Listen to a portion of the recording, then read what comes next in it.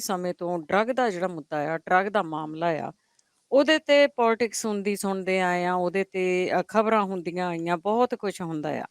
ਤੇ ਉਹਦੀਆਂ ਰਿਪੋਰਟਾਂ ਵੀ ਆਉਂਦੀਆਂ ਰਹੀਆਂ ਆ ਤੇ ਹੁਣ ਇਹ ਗੱਲ ਨਿਕਲ ਕੇ ਬਾਹਰ ਆ ਰਹੀ ਆ ਵੀ ਜਿਹੜੇ ਡਰੱਗਸ ਦੀ ਰਿਪੋਰਟ ਦੇ 3 ਲਿਫਾਫੇ ਤਾਂ ਖੁੱਲ ਗਏ ਆ, ਪਰ ਚੌਥਾ ਹਜੇ ਬੰਦ ਆ, ਉਹਦੇ ਕੀ ਕਾਰਨ ਹੈ? ਦੇਖੋ ਬਿਲਕੁਲ ਜੀ, ਇਹ 'ਚ ਕੋਈ ਦੋ ਰਾਏ ਨਹੀਂ ਗੀ ਕਿ ਕੱਲ ਮੁੱਖ ਮੰਤਰੀ ਭਗਵੰਤ ਮਾਨ ਹੋਰਾਂ ਨੇ ਖੁਦ ਟਵੀਟ ਕੀਤਾ ਕਿ ਹਾਂ ਜੀ ਮੇਰੇ ਕੋਲ ਜਿਹੜੇ ਉਹ ਜਾਂਚ ਰਿਪੋਰਟ ਖੋਲੀ ਗਈ ਹੈ ਕੋਰਟ ਵੱਲੋਂ, ਹੈ ਨਾ, ਉਹਦੇ ਲਿਫਾਫੇ ਮੇਰੇ ਕੋਲ ਰਿਪੋਰਟ ਪਹੁੰਚ ਗਈ ਹੈ। ਬੇਸ਼ੱਕ ਉਹਨਾਂ ਨੇ ਨਾਮ ਤਾਂ ਨਹੀਂ ਉਹਦੇ ਵਿੱਚ ਜਨਤਕ ਕੀਤੇ, ਪਰ ਉਹਨਾਂ ਨੇ ਇਹ ਕਿਹਾ ਕਿ ਹਾਂ ਹੁਣ ਉਹ ਬਖਸ਼ੇ ਨਹੀਂ ਜਾਣਗੇ, ਉਹਨਾਂ ਤੇ ਕਾਰਵਾਈ ਹੋਏਗੀ ਤੇ ਡਰੱਗ ਐਕਟ 'ਚ ਫਸੀ ਪੁਲਿਸ ਅਫਸਰਾਂ ਤੇ ਅਸੀਂ ਐਕਸ਼ਨ ਕਰਾਂਗੇ। ਇਹਦੇ ਵਿੱਚ ਕੋਈ ਦੋ ਰਾਏ ਨਹੀਂ। ਤੇ ਉਹਨਾਂ ਨੇ ਇਹ ਵੀ ਕਿਹਾ ਉਹਦੇ ਵਿੱਚ ਕਿ ਅਕਾਲੀ ਦਲ ਔਰ ਭਾਜਪਾ ਤੇ ਉਸ ਸਮੇਂ ਦੌਰਾਨ ਅਫਸਰਸ਼ਾਹੀ ਤੇ ਉਹ ਪਾਰਟੀਆਂ, ਉਹਨਾਂ ਦੇ ਲੀਡਰ, ਉਹਨਾਂ ਨੇ ਮਿਲ ਕੇ ਜੋ ਪੰਜਾਬ ਦਾ ਘਾਣ ਕੀਤਾ, ਹੁਣ ਅਸੀਂ ਬਖਸ਼ਾਂਗੇ ਨਹੀਂ। ਸੋ ਇਹਦੇ ਵਿੱਚ ਕੋਈ ਸ਼ੱਕ ਨਹੀਂ ਹੈ ਕਿ ਪੰਜਾਬ 'ਚ ਡਰੱਗ ਐਕਟ 'ਚ ਫਸੇ ਪੁਲਿਸ ਅਧਿਕਾਰੀਆਂ ਦੇ ਖਿਲਾਫ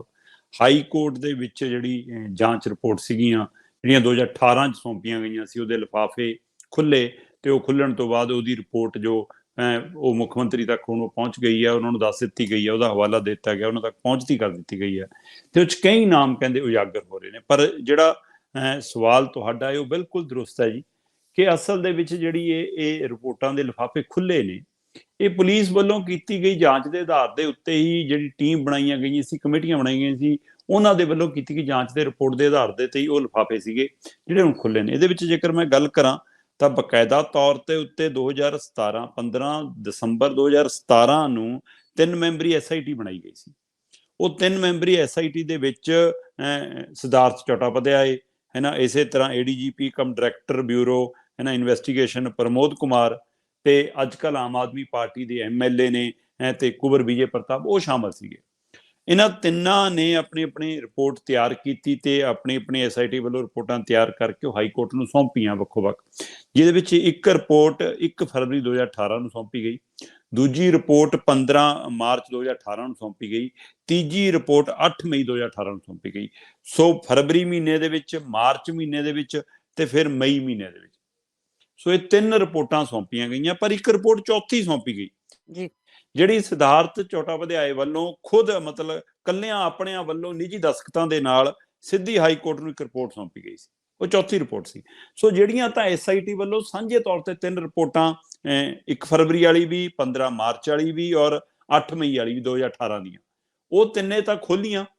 ਉਹਨਾਂ ਤਿੰਨਾਂ ਦੇ ਹਵਾਲੇ ਨਾਲ ਮੁੱਖ ਮੰਤਰੀ ਤੱਕ ਉਹ ਪਹੁੰਚਦੀਆਂ ਹੋ ਗਈਆਂ। ਪਰ ਜਿਹੜੀ ਚੌਥੀ ਉਹਨਾਂ ਨੇ ਇਕੱਲਿਆਂ ਆਪਣੇ ਵੱਲੋਂ ਆਪਣੇ ਦਸਖਤ ਕਰਕੇ ਦਿੱਤੀ ਸੀ, ਉਹ ਲਿਫਾਫਾ ਨਹੀਂ ਖੋਲਿਆ, ਉਹ ਵਿਚਾਰਾਧੀਨ ਹੈ। ਇਸ ਲਈ ਉਹ, ਕਿਉਂਕਿ ਉਹ ਇਕੱਲਿਆਂ ਦੀ ਰਾਏ ਹੈ, ਦੂਸਰੀ ਸਾਂਝੀ ਰਾਏ ਹੈ, ਸੋ ਇਸ ਲਈ ਉਹ ਉਸ ਦੇ ਉੱਤੇ ਅਜੇ ਚਰਚਾ ਹੋਣੀ ਹੈ ਜਾਂ ਉਹਦੇ ਪਰ ਫੈਸਲਾ ਹੋਣਾ। ਪਰ ਆਹ 3 ਲਿਫਾਫੇ ਖੁੱਲਣ ਨਾਲੇ ਕੱਲ ਦੇ ਪੰਜਾਬ ਦੀ ਅਫਸਰਸ਼ਾਹੀ 'ਚ, ਚਾਹੇ ਉਹ ਪੁਲਿਸ ਦੀ ਹੈ, ਚਾਹੇ ਉਹ ਪ੍ਰਸ਼ਾਸਨ ਦੀ ਹੈ, ਚਾਹੇ ਉਹ ਲੀਡਰ ਦੇ ਨੇੜੇ ਰਹੇ ਨੇ ਕੁਝ ਅਧਿਕਾਰੀ, ਕੁਝ ਮੁਲਾਜ਼ਮ ਜਾਂ ਲੀਡਰ ਖੁਦ ਨੇ ਕੁਝ, ਸੋ ਕਾਂਗਰਸੀ ਵੀ, ਅਕਾਲੀ ਵੀ ਤੇ ਕੁਝ ਹੋਰ ਪਾਰਟੀਆਂ ਦੇ ਨੁਮਾਇੰਦੇ ਵੀ, ਕਈ 1-2 ਇੱਧਰ ਆਮ ਵਾਲੇ ਪਾਸੇ ਵੀ ਆਏ ਹੋਏ ਨੇ, ਹੈ ਨਾ, ਜਾਂ ਮਤਲਬ ਕਿ BJP ਵਾਲੇ ਪਾਸੇ ਵੱਡੀ ਗਿਣਤੀ 'ਚ ਗਏ ਨੇ। ਉਹਨਾਂ ਸਾਰਿਆਂ ਦੇ ਵੀ ਕੱਲ ਘਰਾਂ 'ਚ ਚਰਚਾਵਾਂ ਹੋਈਆਂ, ਇੱਕ ਦੂਜੇ ਦੇ ਫੋਨ ਖੜਕਦੇ ਰਹੇ। ਸੋ ਇਹ ਫਿਕਰਮੰਦੀ ਜ਼ਰੂਰ ਵਧੀ ਹੈ ਕਿ ਕੀ ਇਹਦੇ ਨਾਲ ਡਰੱਗ ਰੈਕਟ ਨੂੰ ਹੱਥ ਪਏਗਾ, ਕੀ ਅਜੇ ਤੱਕ ਜਿਹੜੀ ਡਰੱਗ ਦੀ ਸਪਲਾਈ ਨਹੀਂ ਟੁੱਟ ਪਾ ਰਹੀ ਉਹਨੂੰ ਹੁਣ ਨੱਥ ਪਏਗੀ, ਕਿ ਸੱਚਮੁੱਚ ਡਰੱਗ ਦੇ ਕਾਰਨ ਪੰਜਾਬ ਦੀ ਜਵਾਨੀ ਦਾ ਘਾਣ ਕਰਨ ਵਾਲੇ, ਪੰਜਾਬ ਦੀ ਜਵਾਨੀ ਦੀਆਂ ਨਸਾਂ 'ਚ ਜ਼ਹਿਰ ਤਾਰਨ ਵਾਲੇ ਲੋਕ ਸਲਾਖਾਂ ਪਿੱਛੇ ਹੋਣਗੇ। ਸੋ ਇਹਦੀ ਚਰਚਾ ਇੱਕ ਵਾਰ ਫਿਰ ਤੁਰੀ ਹੈ ਤੇ ਇਹ ਵੀ ਚਰਚਾ ਤੁਰੀ ਹੈ ਕਿ ਕਿਤੇ ਇਹਦਾ ਕੋਈ ਰਾਜਨੀਤਿਕ ਲਾਹਾ ਲੈਣ ਦੀ ਕੋਸ਼ਿਸ਼ ਤਾਂ ਨਹੀਂ, ਜਲੰਧਰ ਜਿਮਨੀ ਚੋਣ ਮੂਹਰੇ ਖੜੀ ਹੈ, ਕਿ ਸਿਰਫ ਉਹਨੂੰ ਦਿਖਾਉਣ ਦੇ ਲਈ ਤਾਂ ਨਹੀਂ, ਜਾਂ ਸੱਚਮੁੱਚ ਸਰਕਾਰ ਕੁਝ ਕਰ ਗੁਜ਼ਰੇਗੀ ਇਹਦੇ ਵਿੱਚ, ਭਗਵੰਤ ਮਾਨ ਹੋਰੀ ਕੁਝ ਕਰ ਗੁਜ਼ਰਨਗੇ। ਸੋ ਇਹ ਦੇਖਣ ਵਾਲੀ ਗੱਲ ਹੋਏਗੀ। ਜਿੱਥੇ ਡਰੱਗ ਦਾ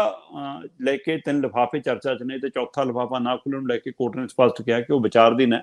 ਉਹ ਲਿਫਾਫਾ ਜੇਕਰ ਫੈਸਲਾ ਹੋਇਆ ਤਾਂ ਖੋਲ੍ਹਿਆ ਜਾਏਗਾ, ਨਹੀਂ ਮਤਲਬ ਕਿ ਉਹਦੇ ਪਰ ਵੱਖਰੀ ਜੋ ਵੀ ਰਾਏ ਆਏਗੀ ਉਹਦੇ ਅਨੁਸਾਰ ਅੱਗੇ ਵਧਿਆ ਜਾਏਗਾ। ਪਰ ਕੱਲਾ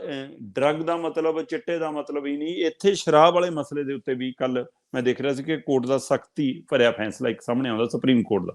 ਇਸ ਮਾਮਲੇ ਸੁਪਰੀਮ ਕੋਰਟ ਦਾ ਫੈਸਲਾ, ਸੁਪਰੀਮ ਕੋਰਟ ਨੇ ਕਿਹਾ ਕਿ ਪੰਜਾਬ 'ਚ ਜਿਹੜੀ ਗੈਰ ਕਾਨੂੰਨੀ ਸ਼ਰਾਬ ਦੀਆਂ ਭੱਠੀਆਂ ਚੱਲਦੀਆਂ ਨੇ,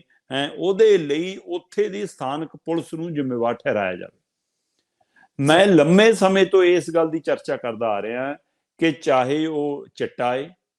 ਚਾਹੇ ਉਹ ਕਿਸੇ ਹੋਰ ਤਰ੍ਹਾਂ ਦਾ ਸਿੰਥੈਟਿਕ ਨਸ਼ਾ ਹੈ, ਚਾਹੇ ਉਹ ਗੈਰ ਕਾਨੂੰਨੀ ਸ਼ਰਾਬ ਹੈ, ਚਾਹੇ ਕੋਈ ਗੈਰ ਕਾਨੂੰਨੀ ਧੰਦਾ ਹੈ,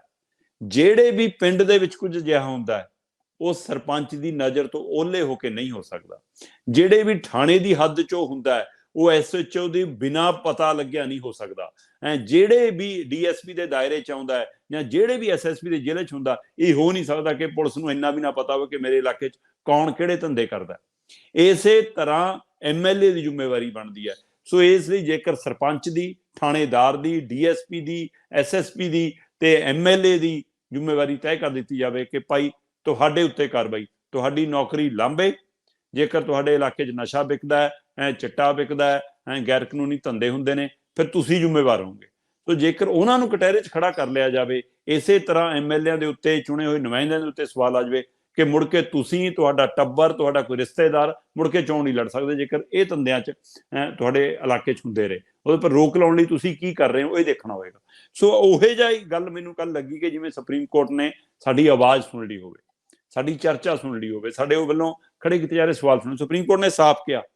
ਕਿ ਪੰਜਾਬ 'ਚ ਜੇਕਰ ਗੈਰ ਕਾਨੂੰਨੀ ਸ਼ਰਾਬ ਦੀਆਂ ਭੱਠੀਆਂ ਚੱਲਦੀਆਂ, ਗੈਰ ਕਾਨੂੰਨੀ ਸ਼ਰਾਬ ਦਾ ਧੰਦਾ ਚੱਲਦਾ, ਤਾਂ ਉਸ ਇਲਾਕੇ ਦੀ ਪੁਲਿਸ ਜ਼ਿੰਮੇਵਾਰ ਹੋਏਗੀ, ਉੱਥੇ ਦੇ ਪੁਲਿਸ ਅਧਿਕਾਰੀਆਂ ਨੂੰ ਜ਼ਿੰਮੇਵਾਰ ਠਹਿਰਾਓ। ਇਹ ਬਕਾਇਦਾ ਸੁਪਰੀਮ ਕੋਰਟ ਨੇ ਕੱਲ ਇੱਕ ਤਰ੍ਹਾਂ ਨਾਲ ਹਦਾਇਤ ਦਿੱਤੀ ਹੈ ਤੇ ਇਸ ਦੇ ਉੱਤੇ ਬਕਾਇਦਾ ਇਹ ਪੰਜਾਬ ਨੂੰ ਆਈ ਹੈ। ਨਾਲ ਖਾਸ ਗੱਲ ਇਹ ਹੈ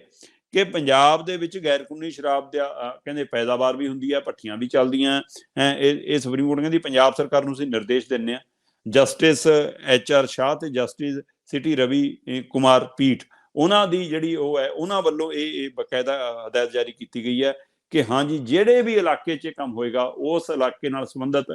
ਥਾਣੇਦਾਰ, ਉਸ ਇਲਾਕੇ ਨਾਲ ਸੰਬੰਧਿਤ ਪੁਲਿਸ ਅਧਿਕਾਰੀ, ਮੁਲਾਜ਼ਮ ਇਹਦੇ ਲਈ ਜ਼ਿੰਮੇਵਾਰ ਹੋਵੇਗਾ। ਸੋ ਇਹੀ ਜਿਹੀ ਜ਼ਿੰਮੇਵਾਰੀ ਚਿੱਟੇ ਲਈ, ਸਿੰਥੈਟਿਕ ਨਸ਼ੇ ਲਈ ਜਾਂ ਹੋਰ ਤਰ੍ਹਾਂ ਦੇ ਗੈਰ ਕਾਨੂੰਨੀ ਧੰਦਿਆਂ ਲਈ ਤੈਅ ਕਰਨੀ ਪਏਗੀ। ਮੈਨੂੰ ਲੱਗਦਾ ਫੇਰ ਨੱਥ ਪਏਗੀ। ਸੋ ਇਸ ਲਈ ਇਹ 3 ਲਿਫਾਫੇ ਤਾਂ ਖੁੱਲ ਗਏ ਜੀ, ਚੌਥਾ ਖੁੱਲੇਗਾ ਜਾਂ ਨਹੀਂ ਖੁੱਲੇਗਾ ਇਹਦਾ ਜੇ ਫੈਸਲਾ ਹੋਣਾ। ਪਰ ਸਵਾਲ ਲਿਫਾਫੇ ਖੁੱਲਣ ਦਾ ਨਹੀਂ,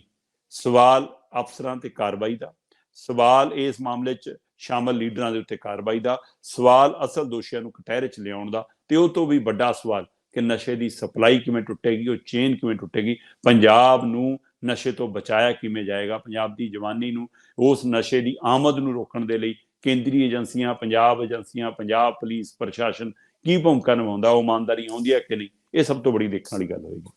ਬਿਲਕੁਲ ਜੀ, ਇਹ ਤਾਂ ਬਹੁਤ ਵੱਡਾ ਰੈਕਡ ਆ। ਕਈ ਵਾਰੀ ਇਸ ਦੇਸ਼ ਦੇ ਜੱਜ ਵੀ ਆ ਨਾ, ਉਹ ਵੀ ਲਿਫਾਫੇ ਖੋਲਣ ਤੋਂ ਕਿਨਾਰਾ ਕਰ ਦਿੰਦੇ ਆ, ਆਪਣੇ ਆਪ ਨੂੰ ਬਿਲਕੁਲ। ਵੱਖ ਕਰ ਲੈਂਦੇ ਆ। ਕੀ ਆਸ ਕੀਤੀ